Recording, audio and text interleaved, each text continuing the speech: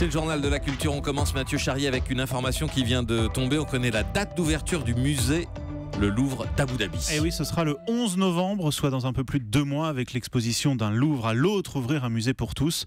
Le bâtiment a été conçu par l'architecte Jean Nouvel comme une sorte de médina recouverte d'un vaste dôme argenté. Le musée présentera sa propre collection d'œuvres d'art et d'objets ainsi que des prêts de musées français, notamment un autoportrait de Van Gogh ou une sculpture d'Auguste Rodin. Et il aura le droit de porter le nom du Louvre pendant 30 ans et 6 mois. U2 va révéler cet après-midi un nouvel extrait de son futur album. You're the Best Thing About Me, extrait du disque Songs of Experience. Ce sera effectivement dévoilé dans la journée, après Blackout, il y a une semaine.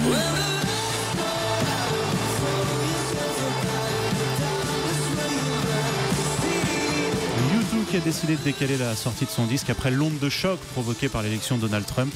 Bono a expliqué qu'ils étaient même retournés en studio pour modifier quelques chansons et enregistrements. L'album devrait sortir en décembre. La chanteuse Louane a, elle, donné quelques informations sur son deuxième album, attendu le 10 novembre, bien Exactement, novembre. Un album qui reviendra sur son parcours de ses 16 ans à aujourd'hui, a-t-elle expliqué sur le plateau de C'est à vous. Benjamin Biolay, Loïc Noté et Vianney ont participé à la réalisation de cet album. Premier extrait. Sur toutes les routes, je pense à toi. Si je m'écoute, je pense à toi. L'ombre d'un doute, je pense à toi. Je me dégoûte, on était beaux. Pourtant, on accélérait sans frein. On s'aimait trop. L'album de Louane qui sortira donc le 10 novembre, ce sera son deuxième après Chambre 12 sorti en 2015 et qui s'était vendu à plus de 800 000 exemplaires. Et le single qu'on vient d'entendre a tourné une bonne partie de l'été. Ouais. La première sélection du prix Goncourt, Mathieu, est tombée hier soir avec une liste de 15 prétendants. Et lançons-nous des fleurs, car parmi eux, Véronique Olmy et son Bakita que nous avons reçu lundi dans cette émission. Notons aussi la présence d'Alice Zenniter et son art de perdre, de Philippe Génada avec son livre La Serpe. Toute la sélection sur europe1.fr et verdict le 6 novembre. Littérature, encore 2 sorties de livres à noter aujourd'hui. Le nouveau livre de Leila Slimani, prix Goncourt justement l'année dernière avec sa chanson douce. Elle publie aujourd'hui Sexe et mensonges, la vie sexuelle au Maroc. Le titre parle de lui-même, adapté également en bande dessinée. Livre constitué principalement de témoignages et qui sortent aux éditions Les Arènes.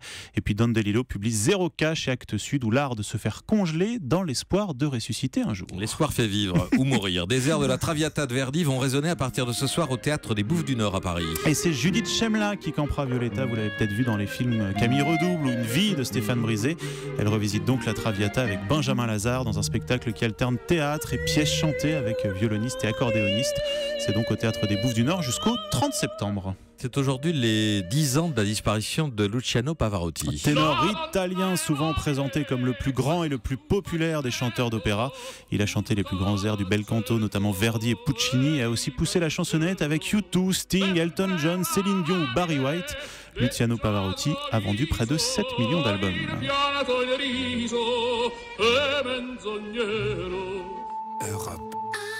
Europe 1.